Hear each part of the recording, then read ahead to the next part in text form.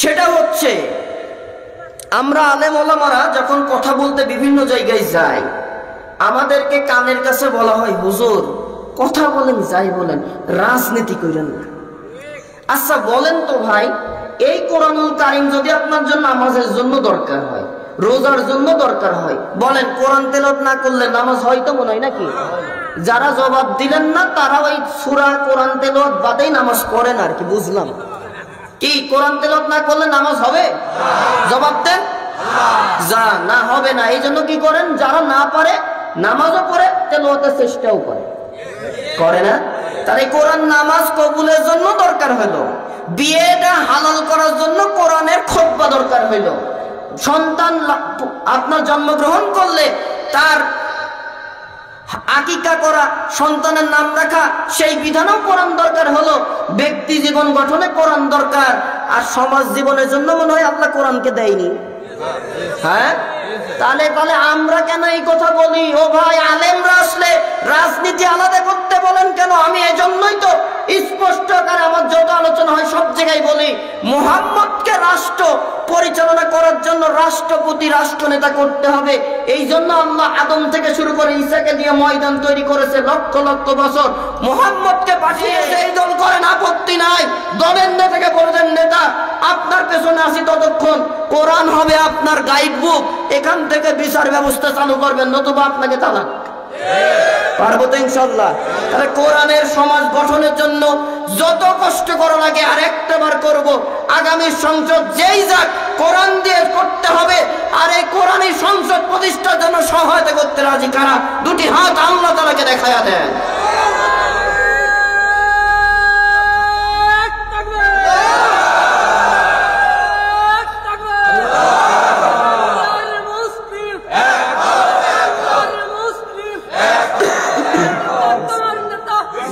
আলহামদুলিল্লাহ, আল্লাহ কবুল করো। মুহাম্মদকে পাগল বলা হয়েছিল জানেন তো? ওই সময়ে পাগল ছিল জাতীয় গালি, রাসূলকে পাগল বলতো। এই সময়ের গালি হলো স্বৈরাচাররা দিয়েছে, যারাই বিরুদ্ধে কথা বলে তারাই রাজাকার। কথা কয় না কে মুসলমান? আরে ভাই, ইসলামের জন্য রাজাকার হতেও তো রাজি।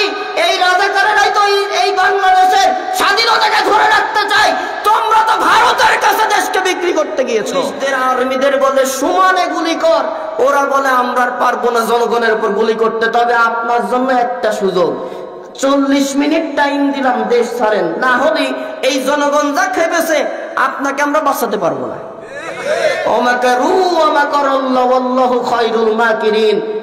ষড়যন্ত্র করে চেয়ারে বসে থাকার, আল্লাহ উপর থেকে এমন ভাবে নাক ঘুরাইছে।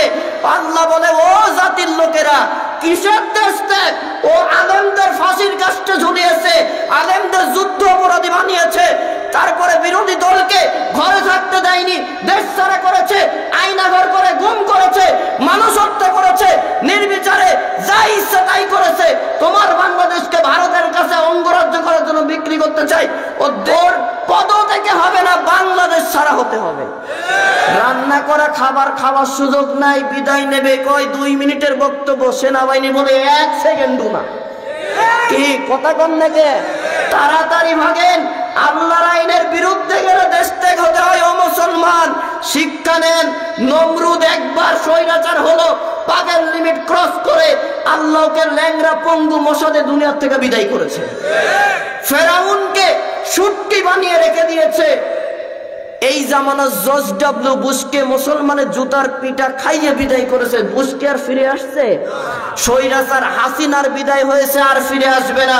মুসলমান শিক্ষা নাও, কোরআনের সাথে যারা বেয়াদবি করবে, কোরআনের ওপরে যারা নিজের আইন প্রণয়ন করতে যাবে, তাদের এর থেকেও লাঞ্ছিত বঞ্চিত আল্লাহ তাআলা করবে। আমরা কি অপমানিত হতে চাই না আল্লাহর নিয়ামত পেতে চাই?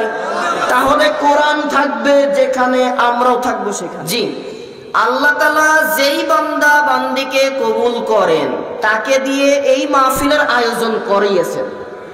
যার পকেটের টাকা পছন্দ করেছেন তারটাই এই মাহফিলের জন্য নিয়েছেন। কথা কি ভুল বলছি না ঠিক আছে? কোটি কোটি টাকার মানুষ, তার টাকা আল্লাহ পছন্দ করে না, নিতেও চায় না। এই জন্য তারা দেখবেন মসজিদেও দেয় না, মাদ্রাসাতেও দেয় না, কোরআনের মাহফিলে তো আগেই দেয় না। তাহলে আপনার 10 টাকা হতে পারে, কবুল করবেন কে? আল্লাহ নিয়েছেন। ভাগ্যবান না দুর্ভাগ্যা? যে আল্লাহ আমাদেরকে পকেটের টাকা নিলেন, আলোচক হিসেবে আসার, শ্রোতা হিসেবে বসার তৌফিক দিলেন। রাসূল বলেন মাজালিসুল ইলমি হিয়া রাউদাতুম মিন রিয়াদিল জান্নাহ, এই জান্নাতের বাগানে যারা ঢুকবে, যতক্ষণ থাকবে, প্রতি শ্বাস প্রশ্বাসে 10টি করে গুনাহ মাফ হতে থাকবে। সুবহানাল্লাহ। মোটামুটি রাতের খাবার তো হয়েছে, সকালের নাস্তার পর বললো হবে আর কি। একটু মুখটা খোলেন, খুলি বলেন সুবহানাল্লাহ। ভাই, দুনিয়ার কোন নেতা কি জীবনে গুনাহ মাফ করার অধিকার রাখে? একটা জায়গা রাখে, কোনটা? জোরে কোন? কোরআনের বান্দা যারা, কোরআনের অনুসারী যারা, তারা বলেন কোন কিতাবের মাহফিল জীবনের গুনাহ মাফের গ্যারান্টি দেয়? কোরআনের। সেই জায়গায় বসেছেন, মারা যদি যান এইখানে কেউ, আল্লাহ তাকে শাহাদতে মৃত্যু দান করবেন। তাহলে এত বড় একটা জায়গা থুয়ে যারা এখনো বাউন্ডারির বাইরে ঘোরাঘুরি করছে, তাদের মতো কপাল পোড়ার কেউ নাই, তাই না? যে আল্লাহ আমাদের সৌভাগ্যবান করেছেন তার গোলাম হিসেবে, তার দেওয়া কণ্ঠ দিয়ে জোরে সোরে উচ্চ আওয়াজে পড়ুন আলহামদুলিল্লাহ। জোরে সোরে আরেকবার পড়ুন আলহামদুলিল্লাহ। রব্বানা লাকাল হামদ হামদান কাসীরান তাইয়িবান মুবারাকান ফি। শাহাদাত আঙ্গুলি তুলে বলুন আল্লাহু আকবার কাবীরা সুবহানাল্লাহি আলহামদুলিল্লাহি লা ইলাহা ইল্লাল্লাহু আল্লাহু আকবার ওয়ালিল্লাহিল হামদ। দরুদ ও সালাম বর্ষিত হোক বিশ্ব নেতা মুহাম্মদুর রাসূলুল্লাহ সাল্লাল্লাহু আলাইহি ওয়াসাল্লামের উপরে। আত্মার প্রশান্তি কামনা করছি যারা ঈমান নিয়ে চলে গিয়েছেন কবরে, বিশেষ করে 2024-এর 5 আগস্টকে কেন্দ্র করে স্বৈরাচার পতন করে যেই সকল ঈমানদারেরা, আমাদের ছাত্রছাত্রী ভাইয়েরা জীবন দিয়েছেন, আল্লাহ যাদের জীবন কবুল করেছেন তাদেরকে যেন শাহাদতের সর্বোচ্চ মাকাম দান করেন। তাদের রক্তের বিনিময়ে এই 51% মুসলিমের রাষ্ট্র লাল সবুজ খচিত পতাকার সোনার বাংলাকে আল্লাহ যেন আগামীর ইসলামের বাংলা হিসেবে কবুল করে নেন, বলেন আমিন। মাগফিরাত কামনা করছি পূর্ব কমলাপুর বাজার গ্রামবাসী, এই বাজারে যত ব্যবসায়ী আছেন, মাহফিলে যারা এসেছেন, বোয়ালমারি থেকে দূর দূরান্ত থেকে উপস্থিত আমরা যারা হয়েছি, কোরআনের মাহফিলের ওসিলা করে আল্লাহ তাআলা যেন এখানে যতটুকু হাদিয়া দিচ্ছেন সবটুকু আমাদের সকলের আপন আপনজন যারা অন্ধকার কবরে হাজার হাজার টন মাটি বুকের উপরে নিয়ে শুয়ে আছে, তাদের কবরে যেন পৌঁছিয়ে কবরে আযাবকে মাফ করে কবরকে জান্নাতের বাগান বানিয়ে দেন, বলেন আমিন। সম্মানিত উপস্থিতি, আমাকে চাঁদ বলতেছিল যে ভাই আলোচনা করতে হবে। আমি বললাম চাঁদ তুমি তো জানো আলোচনা তো আমি যা করার 3 বছর করেই গেছি। আমি কোরআনুল কারীমের সূরা 15 নম্বর পারা সূরা বনী ইসরাঈলের 23 নম্বর আয়াতে কারিমার প্রথম একটি অংশ তেলাওয়াত করেছি। আল্লাহ তাআলা 2টা আদেশ আছে আমাদের জন্য, একবারে ডাইরেক্ট আদেশ। রাসূল, দুনিয়াতে একমাত্র ইবাদত আমি আল্লাহর করতে হবে, কোনো দরগার করা যাবে না, দুর্গার করা যাবে না, খাজা বাবার করা যাবে না, নেতার করা যাবে না। মুসলমান জান্নাতে যেতে গেলে ইবাদত হবে আর একটু আস্তে করি কোন কার? আল্লাহর। যারা আল্লাহর ইবাদত করবে, দ্বিতীয় শর্ত তারা তার মা বাবার খিদমত করবে। কতটুকু পারি আলোচনার সময় জানি না, আমাকেও পারি স্টেপ বাই স্টেপ আগাই, ঠিক আছে না? তো একটু রিকোয়েস্ট আর একটু করি আপনাদের, মাহফিলটা কিসের? কোরআন একটা মধু, কোরআনের তৌহিদি জনতারা হচ্ছে মৌমাছি। মধু এমন একটা নিয়ামত, রাসূল বলেন মধু আল্লাহ তাআলা এজন্যই দিলেন, মৃত্যু ছাড়া সব রোগের প্রধান ঔষধ হচ্ছে মধু, সুবহানাল্লাহ। আর এই মধুকে হেফাজতের জন্য মৌমাছিদেরকে দিয়ে সারা মধুটাকে জমে জমে রাখা হয় যাতে কোনো নোংরা ধুলাবালি ঢুকতে না পারে, সুবহানাল্লাহ কোন। তাহলে এখন কোরআন হচ্ছে মধু, আমরা মৌমাছি।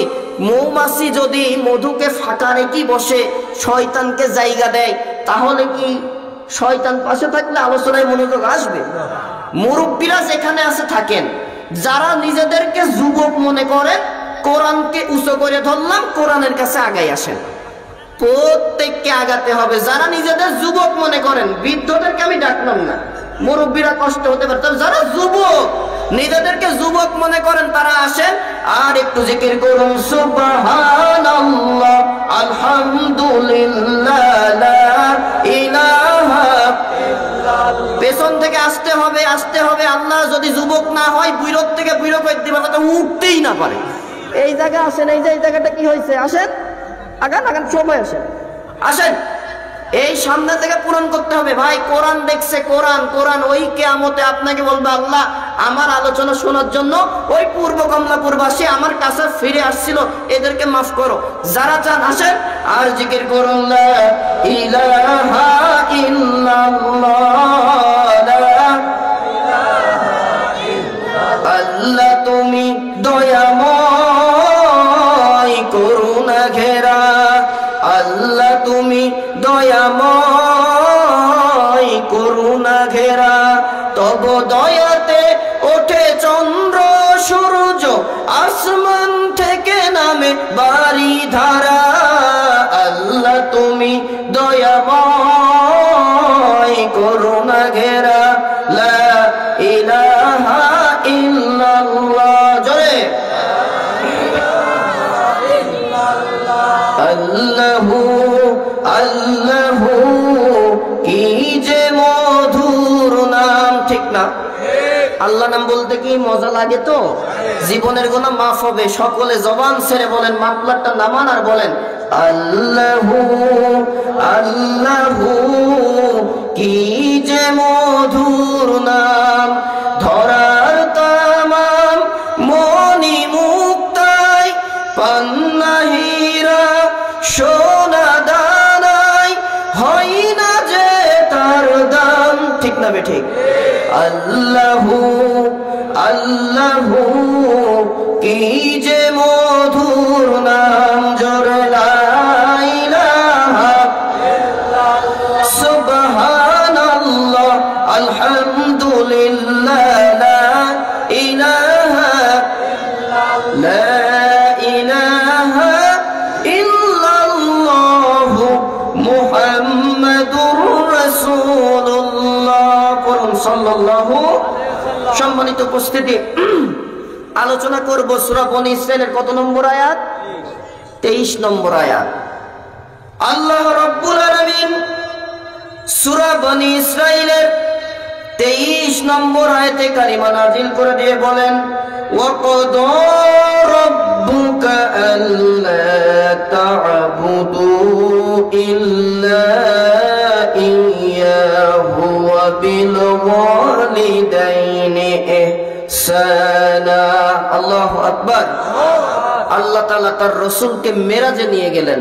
মেরাজ থেকে যখন ফিরিয়ে দিচ্ছেন, 14টা দফা বাস্তবায়নের জন্য, 14টা কাজ করার জন্য আল্লাহ তাআলা রাসূলকে দায়িত্ব দিলেন।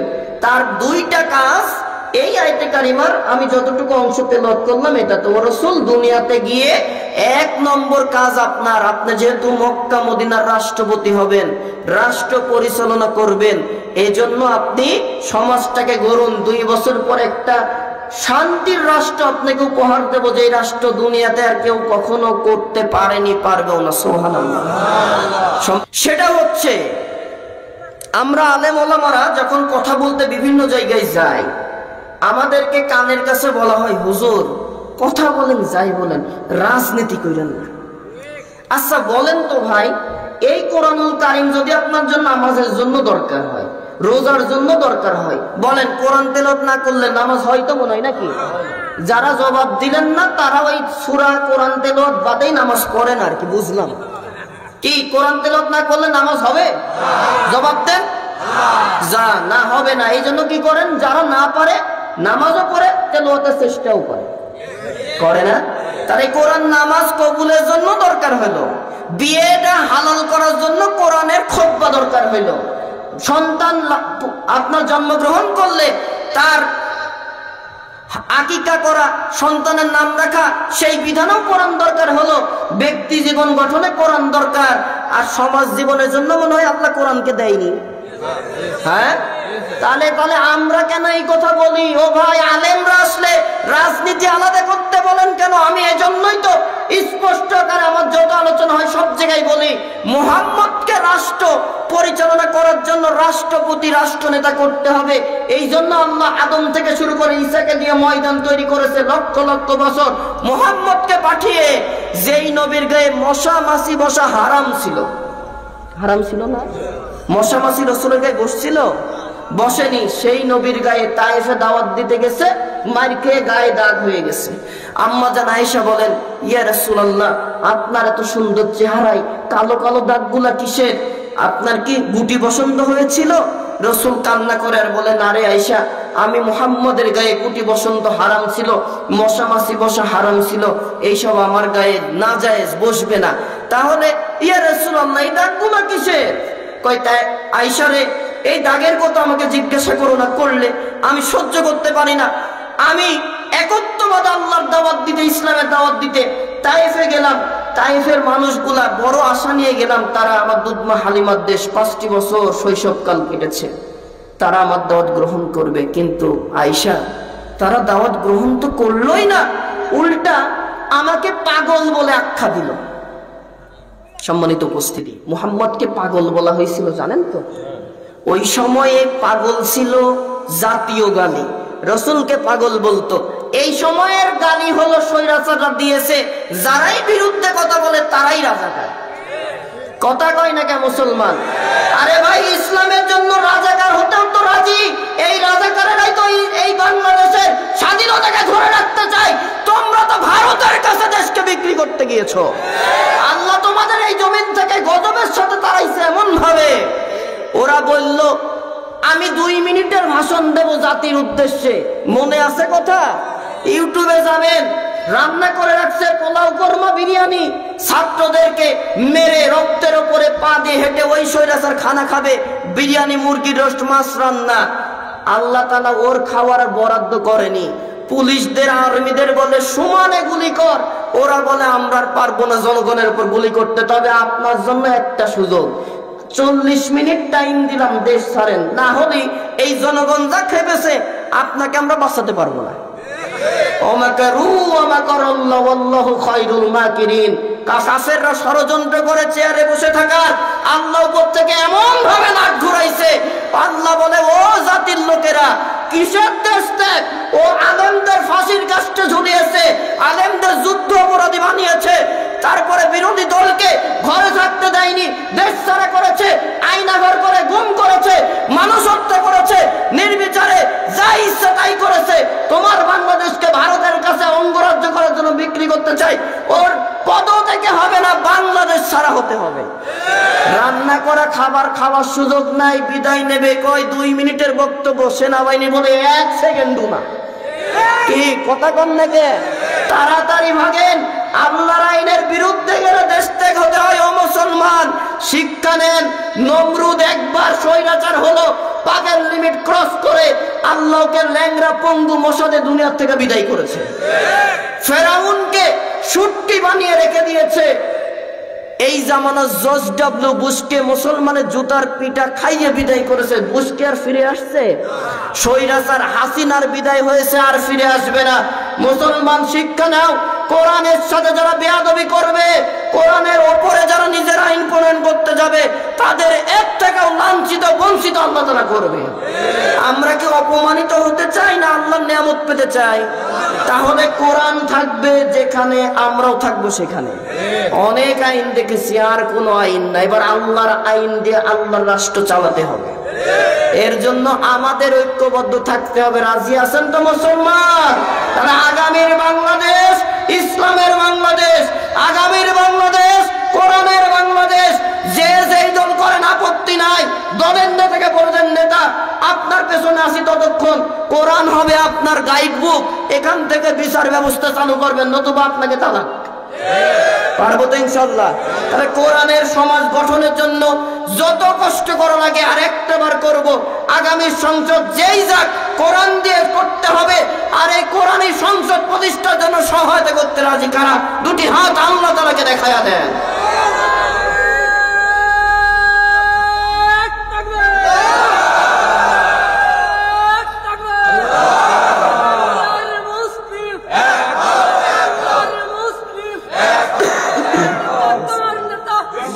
আলহামদুলিল্লাহ, আল্লাহ কবুল করো, এই মাহফিলকে কবুল করো। আজকে আমরা আল্লাহ তোমার কাছে, তোমাকে খুশির জন্য আল্লাহ দেখো, আমরা ওয়াদা করেছি মুসলমান যে যেই দল আমরা হতেই পারি নানান দলের, তবে কোরআনের আইনটা নিয়ে আমরা চলবো। কোরআন ওয়ালা হিসেবে আল্লাহ কবুল করো, বলেন আমিন। সম্মানিত উপস্থিতি, আল্লাহ রাব্বুল আলামিন মুহাম্মদুর রাসূলুল্লাহকে নেতা বানানোর জন্যই মিরাজ করালেন। মিরাজ থেকে যখন মুহাম্মদকে দুনিয়াতে পাঠাচ্ছেন, বলেন ও নবী 2 বছর পরে আপনাকে রাষ্ট্রপতি বানাবো, এমন এক অভিন্ন শান্তির রাষ্ট্র কায়েম করবেন। ওই রাষ্ট্র করতে গেলে যেহেতু আপনার তায়েফে রক্ত ঝরেছে, বেহুশ হয়েছেন, তারপরেও আপনি আপনার জাতিকে ধ্বংস করার জন্য কোন রকম আবেদন করেন নাই। সুবহানাল্লাহ। আপনি উহুদের ময়দানে গিয়েছেন, আপনার গায়ে মশামাছি বসা হারাম ছিল। ইয়া রাসূলুল্লাহ, আপনার শরীরে কোনোদিন গুটি বসন্ত হয়নি, ফুটপাসরা হয়নি, সেই নূরের শরীর। ইয়া রাসূলুল্লাহ, আপনি যখন দুনিয়াতে চলাফেরা করতেন, আসমানের সূর্যের ছায়া আপনার মানুষের ছায়া পড়ে কিনা বলেন তো? সূর্যের আলো থেকে আমাদের ছায়া পড়ে? মুহাম্মদুর রাসূলুল্লাহ যখন রাস্তা দিয়ে হাঁটতেন, তার কোনো ছায়া পড়তো না। সুবহানাল্লাহ বলেন। সম্মান কে দিয়েছেন? আল্লাহ তাআলা কোরআনে বলেছেন, ওয়া রাফা'না লাকা যিকরাক। ও নবী, আপনার সম্মানকে দুনিয়া আখিরাতে আরো আমি আল্লাহ বাড়িয়ে দিয়েছি। আল্লাহ তাআলা বলেন, ওয়ালাল আখিরাতু খায়রুল লাকা মিনাল উলা। ও নবী, দুনিয়াতে যা দিলাম, পরকালে আপনার আরো বেশি দেওয়ার জন্য তৈরি করে রাখলাম। সুবহানাল্লাহ। মুহাম্মদুর রাসূলুল্লাহকে আল্লাহ তাআলা আদম থেকে শুরু করে মুহাম্মদুর রাসূলুল্লাহ পর্যন্ত সকল নবী রাসূলদের একটা বিশেষ দোয়া করার সুযোগ দিয়েছিলেন। কয়টা? এই দোয়াটা একটাই ছিল। আদম থেকে শুরু করে ঈসা পর্যন্ত সব নবী দোয়া করে ফেলেছেন। আল্লাহ তাআলা বলে, ও মুহাম্মদ, 63 বছর আপনার সময়, কিন্তু আপনি কেন দোয়া করলেন না? আল্লাহর নবী বিশ্বনবী বলেন, আয় আল্লাহ তাআলা, এই দোয়া আমি দুনিয়াতে করব না। তায়েফে আমি রক্ত দিয়েছি, উহুদে আমি লোহার হেলমেট মাথার ভিতর ঢুকেছে, দাঁত শহীদ হয়েছে, রক্ত ঝরেছে, আপনি আমাকে রাষ্ট্রপতি বানাইছেন। ওগো আল্লাহ, আপনার আশা পূরণ হয়েছে। কিয়ামতের কঠিন ময়দানে যখন কায়েম হবে, আমার এতিম মা হারা বাবা হারা উম্মতেরা যাদের উপরে জাহান্নাম ওয়াজিব হয়ে গেছে, আমার প্রিয় উম্মতদেরকে জান্নাতে নেওয়ার জন্য ওই দোয়া কিয়ামতে আমি আপনার সামনে করব। সুবহানাল্লাহ। এই নবীকে আল্লাহ তাআলা রাষ্ট্রপতি বানাবেন। আল্লাহ বললেন কাজ হবে 14টা। কয়টা? রাষ্ট্রপতি হওয়ার প্রথম কাজ, ওয়াকাদা রাব্বুকা আল্লা তা'বুদু ইল্লা ইয়া। ওগো নবীজি, 1 নম্বর কাজ আপনার দুনিয়াতে সকল মানুষ যারা মানুষ হিসেবে পরিচিত, তারা ইবাদত একমাত্র করতে হবে আল্লাহ। একটু আস্তে শাহাদাত আঙ্গুলে তুলে বলেন, কার ইবাদত? সম্মানিত উপস্থিতি, কেন আল্লাহর ইবাদত করবেন? আল্লাহ তাআলা কত সৃষ্টি করেছেন, অসংখ্য গণিত সৃষ্টি আমাদেরকে করেছেন। আলোচনার ভিতরে ঢুকে গেলাম, মনোযোগ দিয়ে শোনেন। আল্লাহ তাআলা হাতি বানালেন, গরু বানালেন, ছাগল বানালেন, গরিলা বানালেন। এমনও গরিলা আছে, আমাজন বলে এমনও প্রাণী আছে যার কাছে মানুষ হবে এতটুকু। আছে না ভাই? ছোট্ট হাতি আমাদের সমাজে দেখি, একটা হাতি ইচ্ছা করলে সুর দিয়ে একটা ছোট মিনি বাসকে উল্টাই দিতে পারে। তো পারে। রাগ করতেছেন না তো ভাই? আমার মনে রাগ হচ্ছে। ঠিক আছে, বক্তা আসুক, তো কি করবো? রাগ করলে আর আলোচনা না করে, তাহলে জবাব দিতে হবে তো।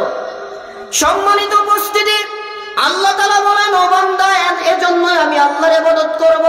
রাসূলকে প্রথম দফা আমার ইবাদত করতে হবে, জনগণকে করাতে হবে। ওগো নবীজি, ইবাদত এজন্যই আপনার উম্মতেরা আমার করবে বলে দেন। একটা হাতির যতই শক্তি থাকুক না কেন, হাতিকে আমি আল্লাহ সম্মানিত করি নাই। মাথার উপরে শুকনা খড়ির মতো একটা মানুষ বসে টক টক করে কি আওয়াজ দেয়, গাড়ি থামায়ে 10 টাকা দিলে নেয় না, 20 টাকা দিতে হয়।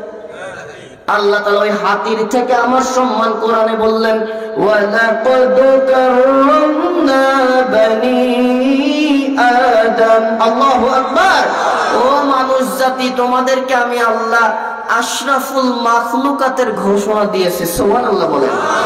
শুধুই তাই নয়, আল্লাহ রাব্বুল আলামিন কোরআনুল কারীমে বলেন, বান্দারে, কেন আমি আল্লাহর ইবাদত করব না? লাকাদ খালাকনাল ইনসানা ফি আহসানি তাকওয়িম। সূরা 3 এর ভিতরে আল্লাহ তাআলা বলেন, আমি মানুষকে অবনয়ব সৌন্দর্য দিয়ে বানিয়েছি।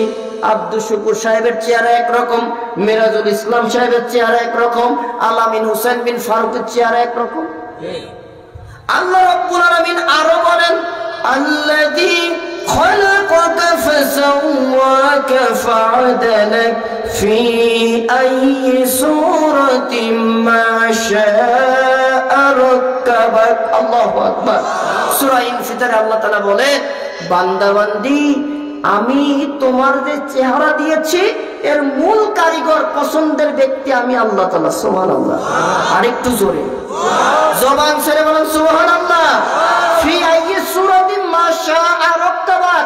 আমি আল্লাহ তোমার যে চেহারা দিয়েছি বান্দা বান্দি, ও চুয়াডাঙ্গাবাসী, ওই চেহারা কিন্তু তোমার মা বাবার পছন্দ না, আরশ থেকে আমি আল্লাহর পছন্দ ছিল তাই তৈরি করেছি। সুবহানাল্লাহ। আমার কাছে আপনার ভালো নাও লাগতে পারে, এই চেহারা কার কাছে ভালো লাগে? এত কিছু আল্লাহ কোরআনে জানাই দেয়, তাও বান্দা নামাজের কাতারে শামিল হয় না, তাও আল্লাহর আইন মানে না। আল্লাহ দেয় বাচ্চা, আর উনি খাজা বাবার কাছে দেয় গরু দিয়ে কই বাচ্চা দাও, করে না ভাই? কেন এত বলতে কৃপণতা করেন কেন? এই আপনার চুয়াডাঙ্গা থেকেই তো এইরকম দরবারের লোকের সংখ্যা বেশি। সম্মানিত উপস্থিতি, এইবার আসেন আল্লাহ তাআলা আরো বলছেন, কোনো সমস্যা নেই। ও কুষ্টিয়াতেও আছে না, আমরা তো না করছি না। আমাদের কুষ্টিয়া তো একটা বড় জাতীয় না, ইন্টারন্যাশনাল পর্যায়ে নাপাক আছে লালো। এই জালেম সরকারের পতনের পরে একটা কাজ হয়েছে, খুব ভালো লাগছে। সারা দেশ থেকে ভণ্ড যত মাজার ছিল, দেখছেন না ইউটিউবে, সব উৎখাত হয়েছে। আল্লাহর শুকরিয়া। আমরা অন্তত এতটুকু চাই, যারা প্রকৃতপক্ষে আল্লাহর ওলি তাদের মাজার সংরক্ষিত থাকবে, মাজার জিয়ারত হবে, সমস্যা নাই। তবে যারা ভণ্ড, কিসের গোড়াই সাত, কিসের পাগলা, কিসের লেংটা, কিসের ছাগল বাবা, কোন রকম মাজারের পূজা চলবে না, কবর পূজা চলবে না, পীর পূজা এই 91 মুসলমানের রাষ্ট্র হবে না। যারাই ভণ্ড তাদের মাজার গুলিয়ে দাও, সমান করে দাও। সৌদি আরবে নবীদের কবর পর্যন্ত উঁচা না, তোমার কবর উঁচু থাকে কে? উঠাই পাইছো আইন, ব্যবসা করার জায়গা পাও না। অনেকদিন এই স্বৈরাচার খুনি হাসিনার 15.5 বছর ধরে দালালি করেছিল মাইজ ভান্ডারি, চেনেন তো আপনারা। ওরা এমন ঘোষণা দেয় যে আল্লাহ থেকে পীরই বড়। জানি আপনাদের আপত্তি হবে, এই লেখায় অনেক মাইজ ভান্ডারি গ্রুপ আছেন ভাই। যত সোনার মানুষ আলেম ওলামার ফাঁসি হয়েছে এই শয়তান মাইজ ভান্ডারি দালালি করেছে। কোরআনটা খুলে খুলে পড়বেন, আমি আপনাদের দায়িত্ব দিলাম। কোরআন অর্থ সহ পড়বেন, মাইজ ভান্ডারি আকীদা মিলাবেন। ওদের আকীদা এমন, একটা হিন্দু ভাই সে তার ধর্মীয় রীতি অনুসারে পূজা করে, আর এই মুসলমানের বাচ্চা এরা জীবিত মানুষকে পূজা করে। আমি কি বেশি বললাম না? ঠিক আছে, ইউটিউবে যাই দেখবেন। এই জায়গা আপনি জান কেন? আল্লাহ আপনার মাথাকে সোজা করবার বললো, বান্দা সারা দেশে তুমি, সারা পৃথিবীতে চলবা, রাজত্ব করবা তোমরাই, আমার প্রতিনিধি হিসাবে। সুবহানাল্লাহ বলেন। আর তোমার মাথাটা সোজা করে রাখলাম, নোয়াবা শুধু মসজিদে, বাড়িতে তাহাজ্জুদে যাই নামাজে। আর আমরা যাই কেউ সরকারের কাছে মাথা নোয়াই, আর আছে বিশেষ করে মা বোনদের ভেতরে সমস্যা বেশি, পীরের কাছে যাই মাথা নোয়াই। এমনকি বলে বাচ্চা অমুক দরবারে গেলে হয়, বলে না? বলে না? ও ভাই, আপনার কি এতটুকু কমন সেন্স নাই? যেই বাচ্চা আল্লাহ আপনার মতো একটা সুস্থ পুরুষকে দিতে হয় না, সেইটি যদি অন্য পীরের কাছে আপনার বোর বাচ্চা দেওয়ায়, বউ কি আর আপনার থাকে? আর নিচি মনে হয় না আমার দরকার নাই। এরপরেও যদি মনে করেন আপনারা ওই পীরের দরবারে যাবেন, আপত্তি নাই। জান্নাত এই ডান সাইডে, জাহান্নাম বাম সাইডে। আমার কুষ্টিয়াকে একটা নেরা ফকির লালন, যার কোনো ধর্ম নাই, আমার কুষ্টিয়াকে একবার শেষ করে ফেললো। আমরা চাই অনতিবিলম্বে লালনের মাজারকে ঘুরিয়ে কুষ্টিয়াকে পবিত্র করে দেওয়া হোক। কুষ্টিয়া লালনের কুষ্টিয়া না, কুষ্টিয়া আমির হামজার কুষ্টিয়া, ইসলামী বিশ্ববিদ্যালয়ের কুষ্টিয়া, কুষ্টিয়া আলেম ওলামার কুষ্টিয়া। কোন মাজার আর বাজারের কোন দেশ হতে পারে না, দেশ একমাত্র আল্লাহর আর আল্লাহর গোলামদের, ঠিক কিনা কোন? অতএব শিরকের সাথে আমাদের কোনো সম্পর্ক নাই। মাহফিলের উদ্দেশ্য ইবাদত হবে কার? সন্তান নাই, সেজদায় পড়ে দুই হাত তুলে বলেন, আল্লাহ আমার তো সন্তান নাই, যদি তুমি না দিয়ে খুশি থাকো রাজি, আর যদি তোমার দরবারে একটু বাজেট হয় আমার জন্য একটু সন্তানের বাজেট করে দাও। আল্লাহ কি পারে? যারা জবাব দিলেন না তাদের কাছে মনে পারে না। যুবকরা আবার জোরে দিতে হবে, আল্লাহ কি পারে? আল্লাহ বলেন, উদউনি আস্তাজিব লাকুম, বান্দারে কি চাও ডাকো।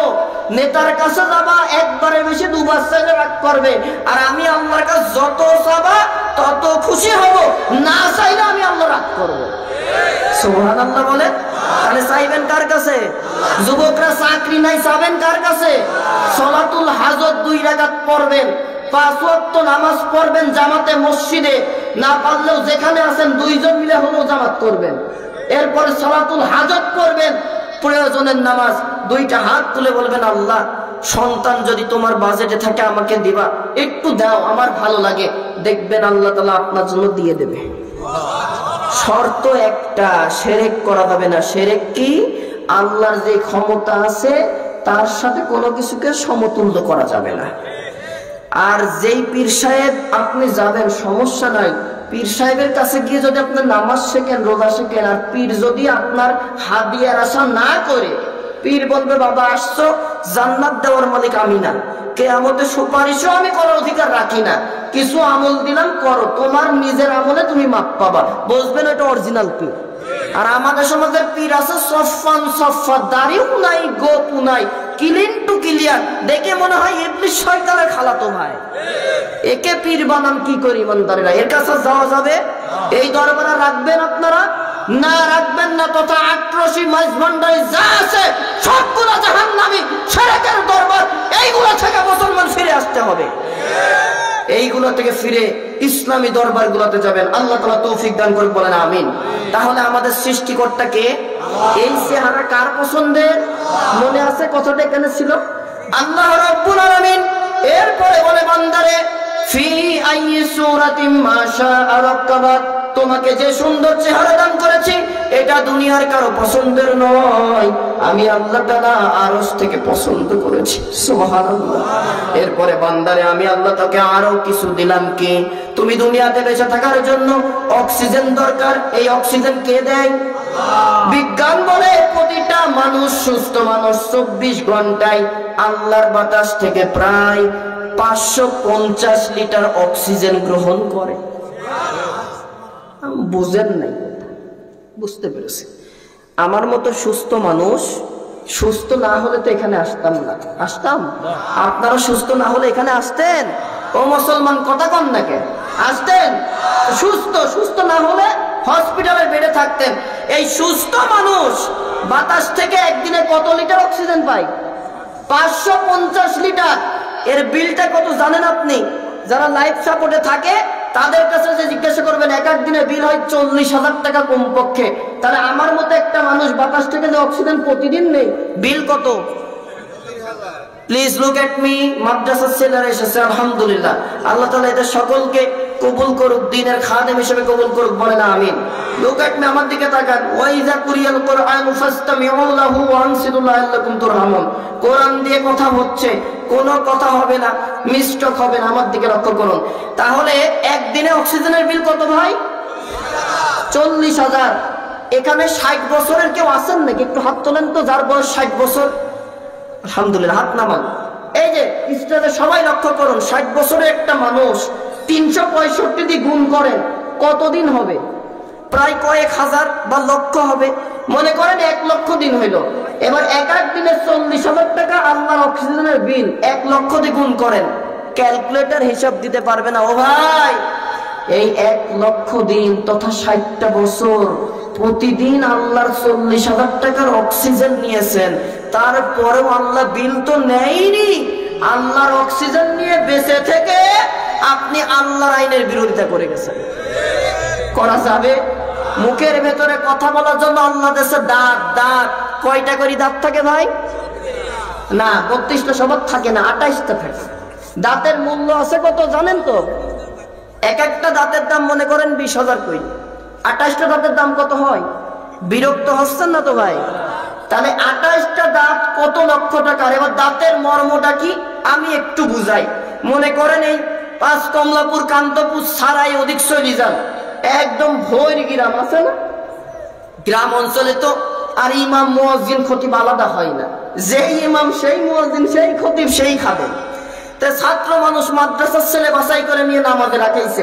এখন তো সময় স্বল্প, তো ইমাম সাহেব যে কোনো পড়ালেখার কাজে মাদ্রাসা থেকে আসতে দেরি, জোহরের আজান হয় 1টার সময়, ঠিক আছে না, 1টা আজান দিতে হবে।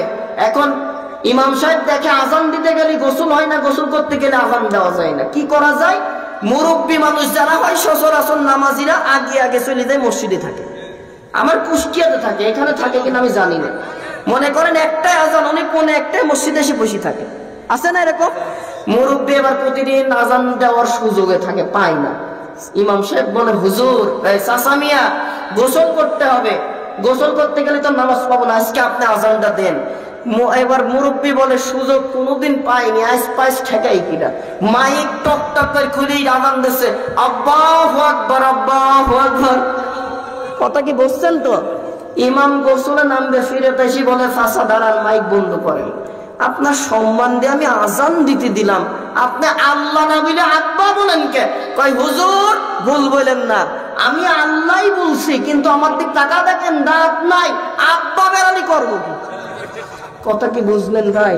তাহলে আল্লাহ আপনি বলবেন ঠিকই, দাঁত না থাকলে জাতি আব্বা শুনবে। ও মুসলমান, এই দাঁত না দিলেই মারামারি দিনই 5 থেকে 7 বার হইতো। দাঁত দিয়েছে কে? তাহলে এই দাঁত দিয়ে খাবার মসনে মসনে খান, আল্লাহর প্রশংসা আদায় করতে ইচ্ছা করে না?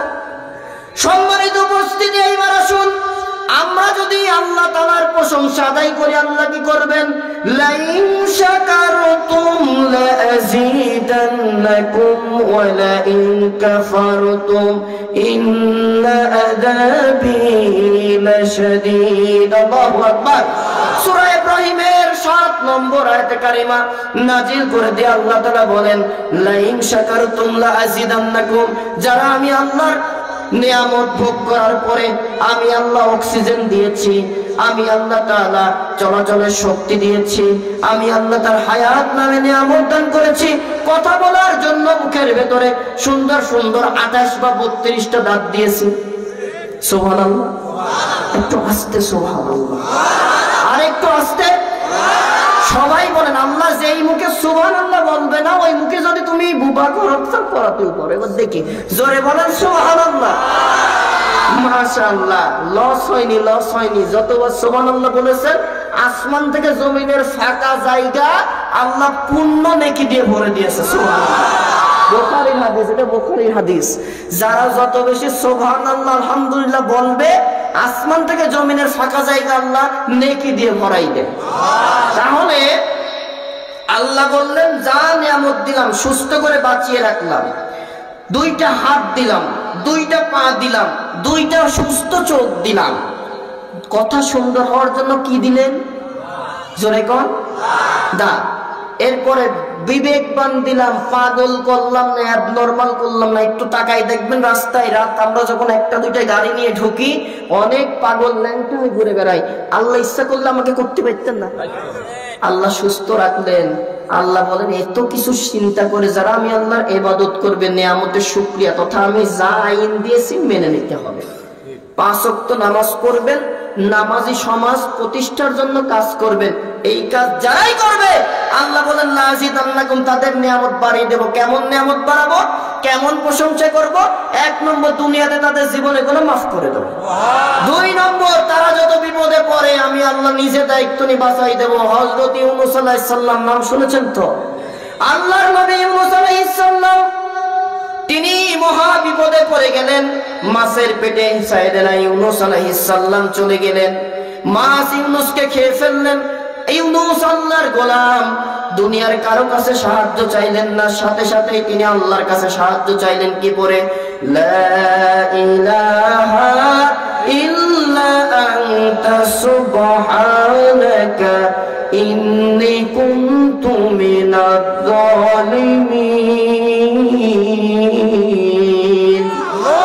আল্লাহ সাক্ষী দিচ্ছি তুমি ছাড়া কোনো মাহবুদ নাই, ইলা নাই, কোনো রব নাই, ইল্লা আনতা সুবহানাকা ইন্নী কুনতু মিনাজ জালিমিন। তোমারই প্রশংসা আমি ইউনূস আদায় করি। ও আল্লাহ, তাকাই দেখো আমি ইউনূস আমার নফসের উপরে জুলুম করে ফেলেছি। আল্লাহ, তুমি যদি আমার এই বিপদ থেকে না বাঁচাও, কেউ বাঁচাতে পারবে না। কি আমার কথা কি বোঝা যাচ্ছে ভাই? ইউনূসের কথা, তুমি যদি এই মাছের পেট থেকে না বাঁচাও, কেউ বাঁচাতে পারবে না। যেই তিমি মাছের পেটে গেলেন, বিজ্ঞান বলে তিমি মাছ নাকি প্রায় প্রতিদিন 150 মনের খাবার খায়। এই 150 মন খাবারকে হজম করতে তার 3 মিনিট টাইম লাগে। কি বললেন আপনারা? বোঝেননি? আর একবার বলি, একটা বড় তিমি প্রতিদিন কত মন খাবার খায়? এই 150 মন খাবার হজম করতে কয় মিনিট টাইম লাগে? 3 মিনিট। সুবহানাল্লাহ বাড়ি যাই কইেন। এই তিমি মাছের পেটে ইউনূস ঢুকলো, 3 মিনিটে শেষ হওয়ার কথা, সাথে সাথে আল্লাহর কাছে সাহায্য। আল্লাহ বলে, ইউনূস আমার কাছে সাহায্য চেয়েছো, খেলা দেখো, তোমাকে আমি 40 দিনের একটা চিল্লা দেবো। আজকে ইউনূস দিয়েছে চিল্লা মাছের পেটে। আমার সমাজে কিছু কিছু লোক চিল্লা দেওয়ার জায়গা পায় না, কোনোদিন নামাজের দাওয়াত দিতেই চাই না, ইসলাম প্রতিষ্ঠা করার দাওয়াত দেয় না, মসজিদে মসজিদে টুপলা নিয়ে ঘোরে। ইসলামে টুকমানি করার দরকার নাই। নিজে নামাজ পড়ে, পরিবারকে নামাজি করেন, নিজে নামাজি রাষ্ট্র প্রতিষ্ঠার কাজ করেন, পরিবারকে কাজ করেন, সমাজে দায়িত্ব করেন। আপনার টুকলা নিয়ে কুষ্টিয়া থেকে চুয়াডাঙ্গা যাই, মসজিদে থাকা লাগবে না। কোথায় পাইছেন মসজিদে থাকা? মসজিদে থাকার দলিল কি? হ্যাঁ, আপনি কি ইতিকাফে আছেন? কেন মসজিদে থাকবেন? এসব হাত বানাটি হাদিস বাদ দেন। শুধুমাত্র ইতিকাফ করাকারী ব্যক্তি ছাড়া কেউ মসজিদে থাকতে পারবে না। ওলামা আছে, জিজ্ঞাসা করে নেবেন। মসজিদে থাকার শর্ত ইতিকাফ করতে হবে, তাছাড়া মসজিদে থাকার অনুমতি নাই। দেখেন না, ইমাম সাহেবকে মসজিদে রাখে না, কেন রাখে না? জায়েজ হলে তাকে ইমামকে রাখতো মসজিদে, তাহলে আপনি থাকেন কেন? বুঝাতে পারছি তো কথা আমি? এইবার আসেন, 40 দিনের চিল্লা ইউনূস কোথায় দিচ্ছে? মাছের পেটে। সাহায্য আল্লাহর কাছে চেয়েছে। আল্লাহ রাব্বুল আলামিন দুনিয়ার মানুষকে বলে, ও দুনিয়ার মানুষ শোনো, ইউনূস আমার পয়গম্বর বিপদে পড়েছিল, আমি আল্লাহর কাছে যখন সাহায্য চাইলো, 1 সেকেন্ড দেরি করি নাই। ফাস্তাজাবনা লাহু ওয়া নাজাইনাহু মিনাল গাম্মি ওয়া কাযালিকা নুনজিল মুমিনিন। ইউনূস বিপদে পড়েছে, দুনিয়ার কোন নেতার কাছে সাহায্য চাইনি, কোন মানুষের কাছে না, আমি আল্লাহর কাছে সাহায্য চেয়েছি। ইউনূস 1 সেকেন্ড দেরি করি নাই। যেই মাছ 3 মিনিটে হজম করে ফেলে দিত, ওই মাছের পেটে নোটিশ করলাম, সব খাবার হজম হয়। ইউনূসকে আমি আল্লাহ 40 দিন মাছের পেটে সুস্থ রাখলাম। সুবহানাল্লাহ। ইউনূসকে যখন 40 দিন পরে বের করে দেওয়া হলো, ইউনূস বলে, আমি ইউনূস মাছের পেটে যেই 40 দিনের মতো সময় ছিলাম, এত সুন্দর জীবন যাপন দুনিয়াতে আর কখনো করি নাই। সুবহানাল্লাহ। আর একটু জোরে। মুসলিম জাতির পিতার নাম কি? বলতে পারবেন না তো, কারণ 15.5 বছর খালি জাতির পিতা মুজিব মুজিব, কোরআনের ব্যাখ্যা লাগে সেখানেও মুজিব দেয়নি ভাই। মানে বাবার এত পূজা উনি করলেন, আমার মনে হয় এত কিছু না করে যদি উনি আল্লাহর নামটাও করত, আল্লাহ লাঞ্ছিত ওকে আর করত না। আল্লাহ তাআলা বলেন, আল্লাহর সাথে বাটপারি করো না। ও মুসলমান, জাতির পিতার নাম জোরে সরে বলার নাম কি? হযরত ইব্রাহিম আলাইহিস সালাম। তার সময় নমরুদ তাকে আগুনে ফেলে দিল, আগুনে পড়বে ইব্রাহিম। আগুনে পড়ার আগে আল্লাহ তাআলা কোরআনুল কারীমে নোটিশ করে দিয়েছে, জানিয়ে দিয়েছে, যখন ইব্রাহিমকে আগুনে ফেলা হলো, আগুনকে আল্লাহ তাআলা বলে, কুলনা ইয়া নারু কুনি বারদাও ওয়া সালামান আলা ইব্রাহিম। আল্লাহু আকবার। হে আগুন, আমার পয়গম্বর, আমার খলিল ইব্রাহিম তোমার ভেতরে যাচ্ছে, তুমি শান্তিদায়ক ঠান্ডা হয়ে যাও। সালামুন আলা ইব্রাহিম। আল্লাহ তাআলা মুফাসসিরিন ইকরাম বলছে, এই আয়াতে আল্লাহ যদি সালাম শব্দটা না দিত, শুধু বারদাও দিলে, আগুন এত বেশি ঠান্ডা হতো, ইব্রাহিম আগুনের ভেতরে গিয়ে বরফ হয়ে মারা যেত। সুবহানাল্লাহ। তাও ভাই আপনারা বুঝেন না নাকি? বুঝি না। সুবহানাল্লাহ বলতে কৃপণতা করেন কে? নাকি কোথায় কি বলতে হয় তাও জানেন না? হ্যাঁ, বুঝতে পেরেছি, এরকমই হয়। এক এলাকায় এরকম হয়েছে, একজন এসে বলে, চাচা মিয়া অমুক ব্যক্তির চেয়ারম্যান সাহেব তো মারা গেছে, কয় আলহামদুলিল্লাহ রাব্বিল আলামিন। এবার আরেকজনের কাছে যে বলছে, চাচা শুনেছেন চেয়ারম্যানের ছেলে এইবার এই দাখিল পরীক্ষায় গোল্ডেন এ প্লাস পেয়েছে, কয় ইন্না লিল্লাহি ওয়া ইন্না ইলাইহি রাজিউন। এরকম অনেকে কিন্তু মারে না ভাই, শিখাই দিই মাসালা শেখানো। এই যে কোরআনের মাহফিল শিক্ষার জায়গা। আপনাকে যখন নিয়ামতের ঘোষণা দেওয়া হচ্ছে, আল্লাহ এই কাজ করলে এই পুরস্কার দেবেন, এই প্রশংসাগুলো শুনলে বলবেন সুবহানাল্লাহ। কি বলবেন? যেমন আল্লাহ তাআলা ইব্রাহিমের আগুন থেকে বাঁচানোর জন্য সালামুন বারদাও দিলেন, শান্তিদায়ক ঠান্ডার কথা। কি বলতে হয়? সুবহানাল্লাহ। এরপর আপনি ভালো কাজ কইরে ফেলেছেন, আপনার ছেলে বা মেয়ে পরীক্ষায় ফার্স্ট হয়েছে, বলবেন আলহামদুলিল্লাহ। তার মানে ভালো কাজ হয়েছে, এটা শুনলে কি বলতে হয়? বা একজন ভালো কাজ করছে দেখে বলবেন মাশাআল্লাহ। কেউ মারা গিয়েছে, কেউ বিপদে পড়েছে, কোনো কিছু হারাই গেছে, পড়বেন ইন্না লিল্লাহি ওয়া ইন্না ইলাইহি রাজিউন। কোন দিকে তাকানো লাগবে না। সময় হলে আমি দেবো। মনসে কি আছে দেখছেন না? চারিদিকে আলামিনের নজর থাকে ভাই, দেশ চালানো লাগে। ইব্রাহিম আলাইহিস সালাম কোথায় পড়লেন? কার আগুনে? নমরুদের। মনোযোগ আছে তো? হযরত ইব্রাহিম আলাইহিস সালাম নমরুদের আগুনের ভেতরে পড়ে গেলেন। আল্লাহ তাআলা আগুনকে নোটিশ করলেন, বারদাউ ওয়া সালামান আলা ইব্রাহিম।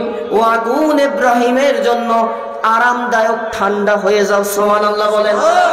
ইব্রাহিমকে যখন বাঁচিয়ে দেওয়া হলো, আগুন নমরুদ বড় উঁচা জায়গা থেকে ইব্রাহিমকে আগুনে ফেলার পরে আগুনের দিকে তাকায়, দেখে ইব্রাহিম চমৎকার ভাবে সুন্দর ভাবে আছে, নড়ে না পুড়ে না, কিচ্ছু কষ্টও জ্বালা পায় না।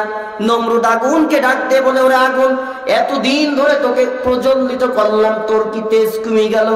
আল্লাহ তাআলা আগুনের আওয়াজকে খুলে দিলেন। মুফাসসিরিন ইকরাম বলছে, আগুন জবাব দিল, ও নমরুদ, আমার তেজ আছে না নাই? তুই আর তোর সাম্রাজ্য সৈন্যবাহিনী নিয়ে আয়, দেখাই দেব, কিন্তু আমি এই ইব্রাহিমের একটা পশম পুরানোর অধিকার রাখি না। কার ফায়সালা? আল্লাহ তাআলা এবার ইব্রাহিমকে মুক্ত করলেন আগুন থেকে। সাইয়েদনা বাবা ইব্রাহিম আলাইহিস সালাম বললেন, আমি ইব্রাহিম যতদিন দুনিয়াতে বেঁচেছি, ওই নমরুদের তৈরি করা আগুনের ভেতরে যতদিন ছিলাম, প্রায় 40 দিন, আমি এত সুন্দর ভাবে ছিলাম, দুনিয়াতে আর কোনোদিন এত সুন্দর জীবন অতিবাহিত করি নাই। সুবহানাল্লাহ।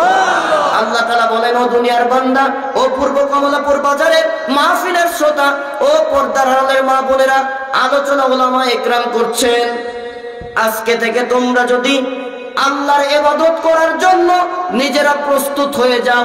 আল্লাহ তাআলা আমাকে মাথা সোজা করেছেন, 5 ওয়াক্ত আজান হবে, মেয়েরা সাথে সাথে ওযু করে বাড়িতে পর্দায় নামাজ আদায় করবেন, আর পুরুষেরা 5 ওয়াক্ত নামাজ হলে মসজিদে জামাতে শামিল হবেন।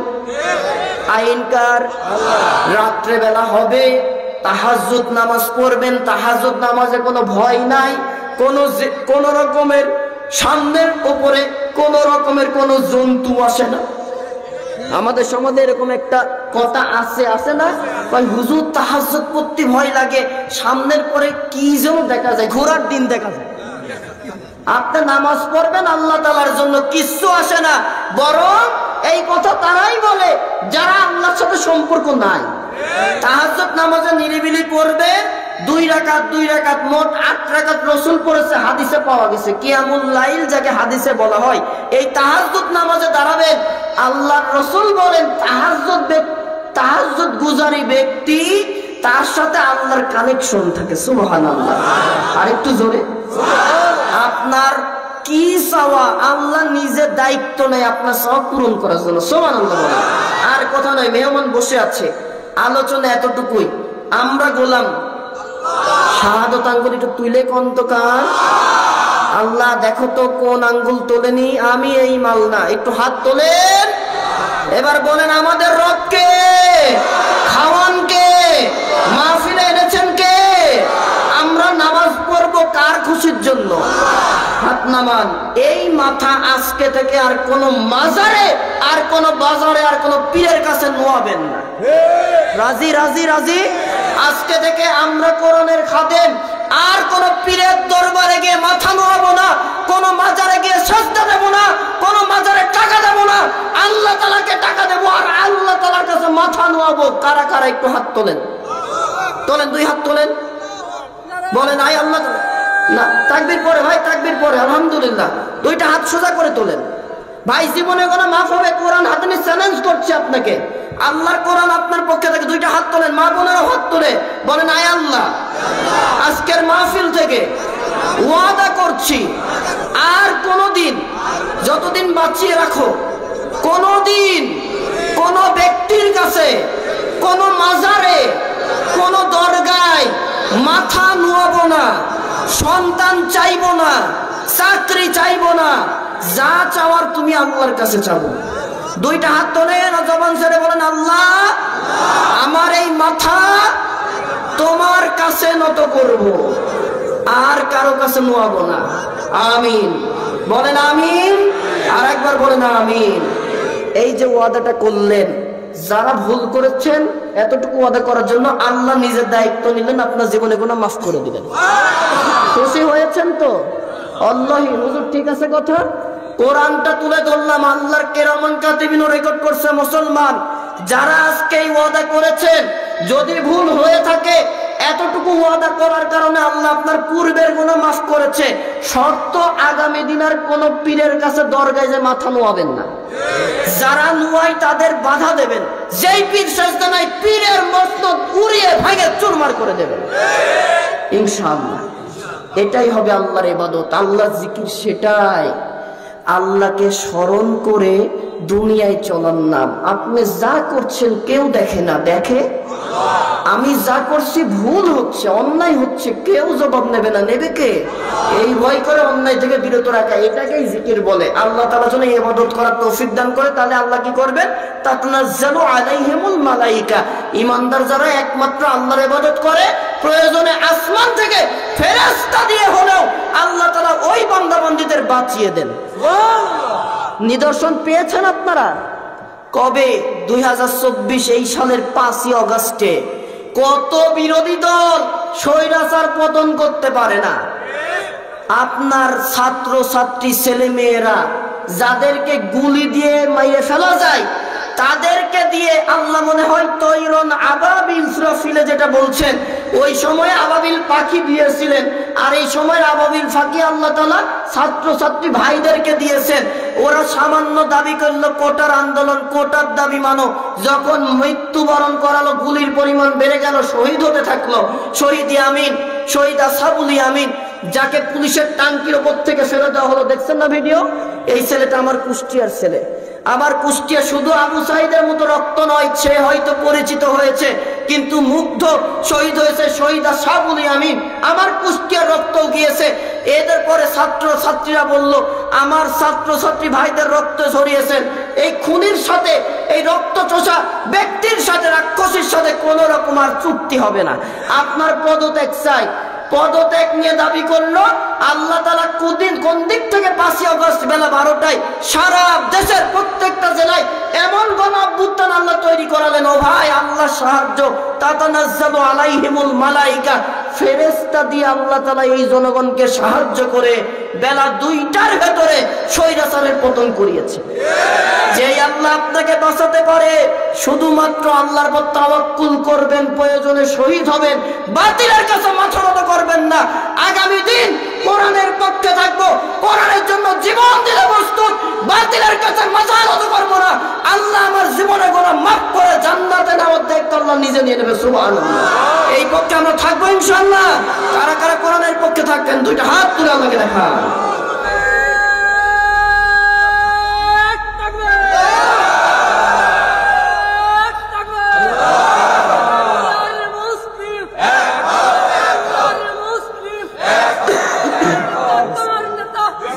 আলহামদুলিল্লাহ। আল্লাহ কবুল করো, এই মাহফিলকে কবুল করো। আজকে আমরা আল্লাহ তোমার কাছে, তোমাকে খুশির জন্য আল্লাহ দেখো আমরা ওয়াদা করেছি মুসলমান যে যেই দল আমরা হতেই পারি নানান দলের, তবে কোরআনের আইনটা নিয়ে আমরা চলবো। কোরআন ওয়ালা হিসেবে আল্লাহ কবুল করে, বলেন আমিন।